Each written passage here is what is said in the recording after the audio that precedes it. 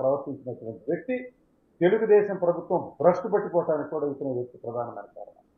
ఈరోజు రాష్ట్రంలో జరుగుతున్నటువంటి ఎన్నికల ప్రక్రియలో ఈ ఏబి వెంకటేశ్వరరావు గారు, అదేవిధంగా నిమ్మగడ్డ రమేష్ కుమార్ గారు అపధర్మ ప్రభుత్వంగా ఉన్నటువంటి ప్రభుత్వానికి పవర్ లేని సమయంలో ఎన్నికల సంఘాన్ని అటు పురంధేశ్వరి ఇటు తెలుగుదేశం వ్యక్తులు ఇన్ఫ్లుయెన్స్ చేయడం ద్వారా ఈ ఇద్దరు వ్యక్తులు ముందు వరుసలో నిలబడి దీన్ని పొల్యూట్ చేయడానికి ప్రధానమైనటువంటి కారణం వీరు.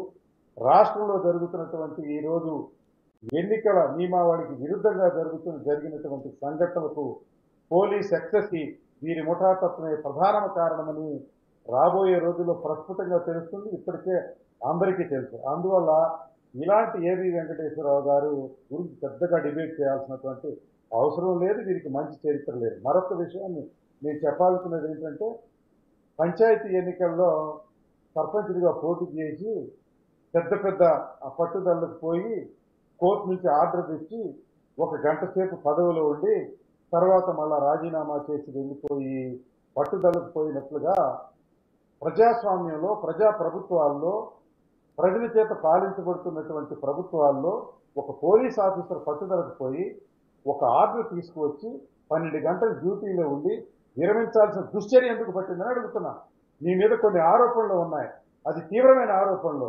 ఆ ఆరోపణలన్నీ కోర్టులో నిలబెట్టుకుని ప్రభుత్వం తప్పు చేసింది కనుక మిమ్మల్ని 5 సంవత్సరాలు ఉద్యోగం లేకుండా చేసింది, మరో 5 సంవత్సరాలు మీ సర్వీసులు కొనసాగించండి, ప్రభుత్వం మీద ఆర్డర్ తీసుకొచ్చి ఉద్యోగం చేయాలని సంశయంగా ఉండాల్సిన వ్యక్తులు కొన్ని గంటల పాటు సీట్లో కూర్చుని మీరు పొందుతున్న ఆనందం ఏంటో నాకు అర్థం కావడం లేదు. 1. 2, వారు రాజకీయ నాయకులుగా లేకుంటే వారి పక్కన నిలబడినటువంటి వ్యక్తులు వారికి సపోర్ట్గా బ్యానర్లు పట్టుకుని నిలబడాల్సిన అవసరం ఏంటండి? ఈయన ఒక ఐఏఎస్ ఆఫీసర్ అయితే ప్రభుత్వ సంక్షేమ కార్యక్రమాల్లో పాల్గొని ముఖ్యమంత్రులతో పాటు ప్రభుత్వంతో పాటు ఒక మంచి గౌరవాన్ని తెచ్చుకున్న ప్రజల నుంచి తెచ్చుకున్న వ్యక్తికైతే అలా అభినందనలు లభిస్తాయి. కానీ పోలీస్ వ్యవస్థలో ఉండి మీరు ఏం ప్రజలకు సేవ చేశారండి? మీరు ఎక్సెస్ కాక మీరు ఒక కిరాయి మోకను పక్కన పెట్టుకుని మీరేదో తెచ్చుకుని ఇక్కడ ఏదో కుసి తీర్చుకోవటం కాకపోతే ఏంటండి ఇది? ఈ విషయం ఏంటండి? ఈ ప్రభుత్వంలో ఇలా తీసుకుని వచ్చి ఒక ఆర్డర్ తీసుకొచ్చే అవసరం మీకేముందని అడుగుతున్నా. మీ మీద ఒక ప్రభుత్వం కొన్ని కేసులు బనాయించిందని, అక్రమని మీరు ఫీల్ అవుతుంటే కోర్టులో తేల్చుకోండి. కోర్టులో తేల్చుకున్న తర్వాత వచ్చి ప్రభుత్వానికి తప్పని రిటైర్ అయిన వయసు ఉన్నప్పటికీ కూడా ఇంకొక 5 సంవత్సరాలు మీ సర్వీసులు కొనసాగించమని శంషేర్గా ఒక ఆర్డర్ తెచ్చుకుని వారి ప్రభుత్వాన్ని తప్పని నిరూపించాల్సింది మీరు ఏం తీసుకున్నారు ఈ రోజున అడుగుతా ఉన్నా. మీరు ఆర్డర్ ఇచ్చింది కూడా కోర్టే కదా సార్? అంటే మురళి గారు, వాళ్ళ ఆర్డర్ కూడా కోర్టే కదా? గతంలో సుప్రీంకోర్టు నుంచి తెచ్చుకున్నారు, 12 గంటల పాటు ప్రింటింగ్ అండ్ స్టేషనరీలో ఉండి మీరు ఏం సాధించారని అడుగుతారు. కాదు 12 గంటలు డ్యూటీ చేయడానికి కాదనుకుంటా కదా కోర్టు ఇచ్చిన ఆర్డర్. ప్రభుత్వంలో కాదు సార్, 12 గంటల డ్యూటీ కోసం కాదనుకుంటా కదా కోర్టు ఆర్డర్ ఇచ్చింది. అవునండి, దానివల్ల వారికి ఏమి తీరింది అనుకుంటున్నాను. మీకు ఏమి కడుపు నిండింది? మీరు 12 గంటల పాటు ఉద్యోగం నుండి మీరు గెలిచింది ఏంటి? ప్రజలకు మీరు చేసిన సేవ ఏంటి? మీరు వ్యక్తిగతంగా ఏదో పట్టుదలకు పోయి ఆ ప్రభుత్వాన్ని గెలవాలన్న ఉద్దేశం తప్పించి ప్రజా యాంగిల్ నుంచి మీరు చేసింది ఏమిటి అని నేను అడుగుతున్నా. మీరు తప్పని నిరూపించుకోండి, మరి 5 సంవత్సరాల పదవిలో కొనసాగించండి, అప్పుడు ప్రభుత్వానికి బుద్ధి చెప్పండి. సార్ ఏబి వెంకటేశ్వరరావు గారు, సార్ ఒకవేళ టీడీపీకి మేలు చేసేలా పనిచేస్తుంటే, టీడీపీ కార్యకర్తలా పనిచేస్తుంటే మీరు ఆ సస్పెన్షన్ విధించారు అని అనుకుందాం, అవినీతికి పాల్పడ్డారని అనుకుందాం. కానీ ఇప్పుడు మీ ప్రభుత్వంలో ఉన్న డీజీపీ రాజేంద్రనాథ్ రెడ్డి సహా, చీఫ్ సెక్రటరీ జవహర్ రెడ్డి గారు సహా, అలా మొదలు పెడితే ఇంటెలిజెన్స్ చీఫ్గా వ్యవహరించిన పిఎస్ఆర్ ఆంజనేయులు సహా అనేక మంది ఐపీఎస్లు ఐఏఎస్ల మీద తెలుగుదేశం పార్టీ అంటే ప్రతిపక్ష పార్టీ అలిగేషన్ చేస్తోంది. వాళ్ళ మీద రేపు మేము అధికారంలోకి వచ్చినాక యాక్షన్ తీసుకుంటామని కూడా అంటారు, విచారణ జరిపిస్తూ ఉంటాం. సో ఇట్లా ఇప్పుడున్న ఇంటెలిజెన్స్ వాళ్ళు కూడా మీ ప్రభుత్వానికి ఆటోమేటిక్ అనుకూలంగానే పనిచేయాల్సి ఉంటుంది కదా ఇంటెలిజెన్స్ అధికారిగా ఉన్న వ్యక్తి. సో అప్పుడు ఏబి వెంకటేశ్వరరావు కూడా అలాగే టీడీపీ అలాగే పనిచేసి ఉన్నారు అని ఎందుకు అనుకోవట్లేదు? నేను ఒక విషయం ఏంటంటే అండి, ప్రస్తుత ప్రభుత్వం మీద వచ్చినటువంటి ఆరోపణలు నిజమో కాదో రాబోయే రోజుల్లో అవి జరుగుతాయి ఖచ్చితంగా. ఇప్పుడు ఆరోపణలు మన డిబేటు లిమిటెడ్ ఏబి వెంకటేశ్వరరావు గారు మంచివారా చెడ్డవారా, వారి క్యారెక్టర్ ఏమిటి, ఇప్పుడు అందరి చరిత్రలు ఇవ్వడానికి ఇది సమయం కాదు, మీకు మనకి ఇచ్చినటువంటి సమయం కూడా సరిపోదు.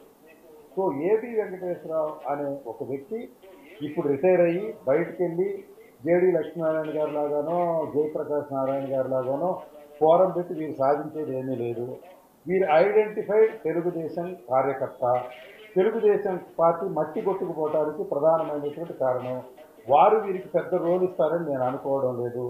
ఒకటి, ఇందాక రాజేంద్ర ప్రసాద్ గారు ఒక మాట అన్నారు. ఏమన్నారంటే జగన్మోహన్ రెడ్డి గారు కులపరంగా ప్రవర్తిస్తూ ఉన్నారు అందుకనని. అంటే రాజేంద్ర ప్రసాద్ గారి మనసులో భావన ఏంటంటే ఒక కులానికి ఈ ప్రభుత్వం వ్యతిరేకంగా ఉందని అనేది వారి ఆరోపణ.